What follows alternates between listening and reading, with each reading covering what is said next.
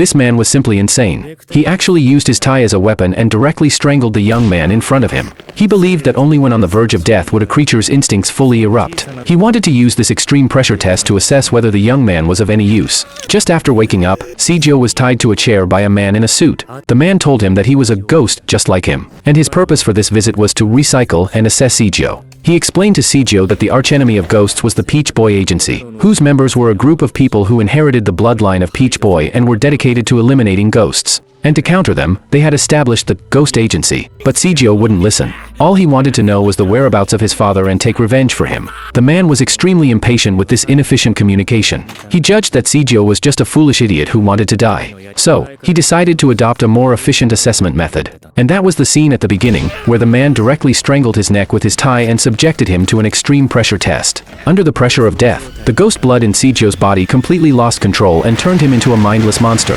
Facing the out-of-control Seijo, the man deducted 100 points from him while casually demonstrating the correct way to use the ghost blood. He transformed his own blood into a blood umbrella and effortlessly subdued the frenzied Seijo. When Seijo woke up, he couldn't remember anything. He only saw a messy room and his own monstrous arms. The man explained that the ghost blood was powerful but difficult to control. Once out of control, one would lose their self and memory. Then he coldly judged Seijo as unqualified. At this point, Seijo finally realized the man's power. To take revenge, he resolutely knelt down and begged the man to take him as his subordinate. The man refused again, saying that Seijo was a brainless fool who would easily lose control and was completely useless. Then, he was about to directly dispose of this dangerous person who could lose control. In a desperate situation, Seijo remembered the scene where the man transformed blood into an umbrella. He decided to take a chance and imitated the man's actions, attempting to control his own blood. The man calmly analyzed all possible attack routes of Seijo and predicted that he would attack from above. Sure enough, Seijo descended from the sky, but this time, a blood blade condensed on his arm.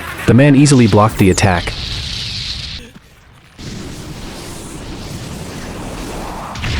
But he found that although Seijo was still on the verge of losing control, this time his rationality was not completely swallowed up. Blood-red energy gushed out from his body, but he suppressed it with his strong will and turned it to his own use. In the end, he succeeded. The man was shocked. He couldn't believe that Seijo had not only controlled the blood but also suppressed the loss of control in such a short time. Facing the man's questioning, Seijo proudly stated that if he wanted to know the answer, he should take him as a subordinate. He also explained that he didn't understand any principles. He just kept repeating, "Weapon come out," in his mind, and it actually worked. The man inwardly ridiculed this idea as too stupid. He believed that normal control of ghost blood required rationality to precisely balance emotions and power to prevent loss of control. Just like the two little people in his mind, one responsible for stepping on the gas and the other for stepping on the brake, working in perfect harmony. But Seijo was completely different. The two little people in his mind were even crazier than each other. He didn't control it with rationality but relied on the burst of emotions to forcibly harness this wild power. This instinct-driven type was unstable, but often could unleash even greater power.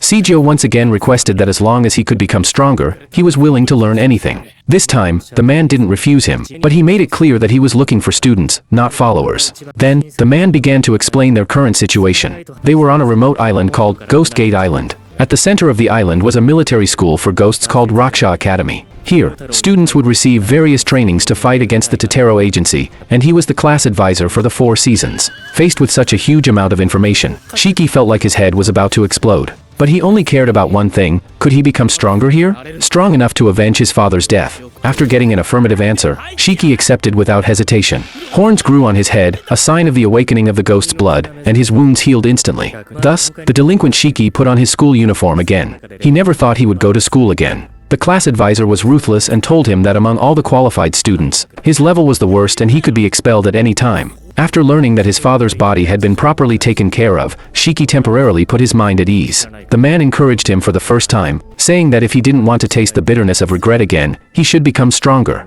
But the moment of being touched lasted only 3 seconds. He was then ordered to reach the classroom within 15 seconds, or he would be expelled. So Shiki chased after the class advisor who was on roller skates with all his might. While he was thinking about how to make an entrance, he was kicked into the classroom by the class advisor. Shiki, who was bleeding from his nose, found that there were already several classmates in the classroom. He asked a masked classmate for a tissue, but the other coldly told him not to talk to him. Shiki mocked the other for not having horns, but was instead looked down upon. The other believed that only rookies would show their horns. Unexpectedly, this comment first angered a classmate sitting nearby. A fierce battle was about to break out. A scheming female classmate nearby watched with great interest, wishing they would fight right away. A male classmate wanted to maintain discipline and even wanted to tear his book to wipe Shiki's nosebleed. Just when the situation was chaotic, the class advisor appeared behind them like a ghost. Before that, neither of them had noticed his arrival. The class advisor announced that today's class was not a school tour, but a life or death game of ghost tag. The rules were simple. If they could avoid being caught by him in the forest within an hour and return to the school, they would succeed.